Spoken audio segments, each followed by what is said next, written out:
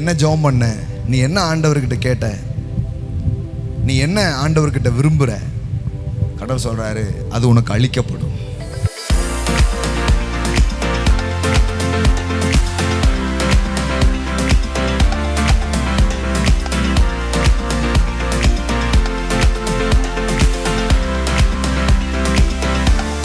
பாருங்க, நான் உனக்கு என்ன செய்ய வேண்டும், இந்த கேள்வியை தான் இயேசு கேட்டாருங்க.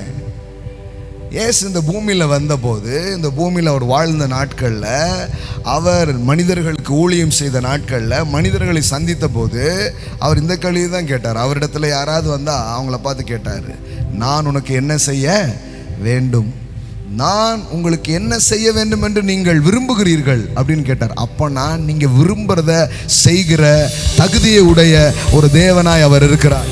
ஆமென். வாங்கிக்கோங்க இன்னைக்கு. ஆமென். Whatever your desires, whatever you want, amen, he will fulfill. ஆமென். அவர் அதை நிறைவாக்குவார். நான் உங்களுக்கு என்ன செய்ய வேண்டும். சிலர் எனக்கு பார்வை வேணும் சுவாமி அப்படின்னு சொன்னாங்க. எனக்கு பார்வை கிடைச்சா நல்லா இருக்குன்றாங்க. ஒவ்வொருத்தரும் ஒவ்வொரு விதமான நீட்ஸோட அவரிடத்துல வர்றாங்க. பாருங்க, மனிதனின் தேவைகளை இந்த உலகத்தில் இருக்கிற டெக்னாலஜியோ, மருத்துவமோ, சைக்காலஜிகளோ, இந்த உலகத்தில் இருக்கிற அரசாங்கமோ, அரசியலோ தீர்த்து விட முடியாது. அப்படி தீர்த்து விட முடியும்னா குமாரன் வர வேண்டியதும் இல்லை, சுவிசேஷம் அறிவிக்க வேண்டியதும் இல்லை. அப்படின்னா என்ன அர்த்தம்? மனுஷனுடைய பிரச்சனை ஒரு ஃபிசிக்கல் ப்ராப்ளம் அல்ல, ஒரு ஸ்பிரிச்சுவல் ப்ராப்ளம். அதுக்கு தீர்வு தேவ பிரசன்னமும், தேவ வார்த்தையும், தேவனுடைய அபிஷேகமும், அவர் அறிவிக்கிற சுவிசேஷமுமே பதில்களாய் அது இருக்கிறது. ஆமென்.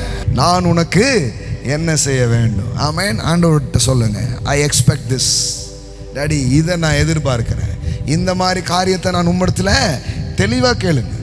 எஸ்தரை பார்த்து அந்த ராஜா சொல்கிறான், நீ கேளு, உனக்கு என்னன்னாலும் கிடைக்கும், ராஜ்யத்தில் பாதினாலும் கிடைக்கும்ன்றான்.